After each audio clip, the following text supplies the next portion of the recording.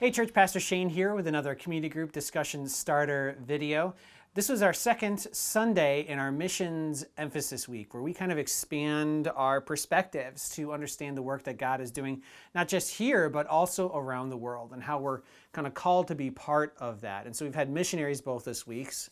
And this Sunday, we had Don Parson, who serves with Mission Eurasia. Don's story is really interesting because he's only been with Mission Eurasia for a handful of years. About 2-3 years ago, he was actually transitioning from one ministry to another.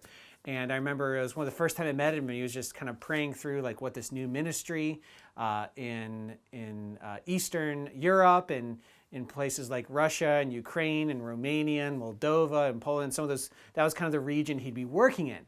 And then Ukraine was invaded, and suddenly his ministry completely changed, and now he was supporting pastors and efforts to kind of spread the gospel in this region that was really in a crisis. It kind of reminds us of our Joseph story that we were just walking through.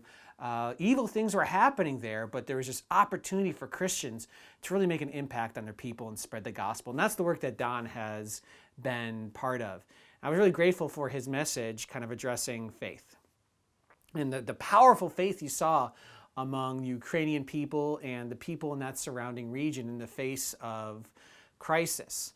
You know, it's funny when we talk about faith and belief, a lot of times we think of, well, is the Bible true? I hear it, especially the word believe, talked about it in that respect. Is what the Bible says true? And certainly that is an important part of it. But when the Bible uses the word faith or belief, there's a bigger meaning than just if it is true or not true.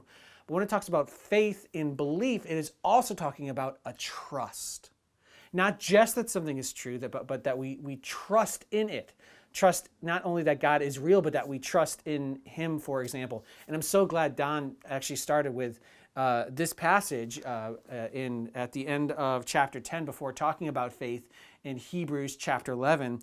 At the very end of Hebrews chapter 10, it says, "But we are not those who shrink back and are destroyed, but of those who have faith and persevere their souls." That even when things turned upside down like they did for many of those Ukrainian believers, they are not destroyed. There is a work that God is doing even amidst their trials that really drove them in a powerful way during that dark season. And so it should make us think about our faith and our trust in God, that we should have this unbelievably optimistic viewpoint of life. Not that things aren't hard sometimes, and not that there aren't seasons where we need to mourn and grieve when things do get difficulty. That's true, we should, and there's plenty of Bible passages where people are doing just that, grieving as they should when things go wrong, but that our faith drives us forward. And so a lot of your discussion today is going to be about this kind of faith, that when things go differently than we expect, we don't shrink back, we're not destroyed,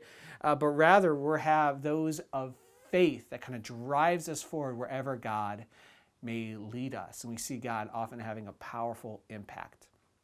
I hope you'll talk about your faith, your trust, your belief, and how that translates not just into something that is practiced on Sunday morning, but into everyday life and the great victories and the great difficulties that we all face from time to time. Hope you have a great discussion.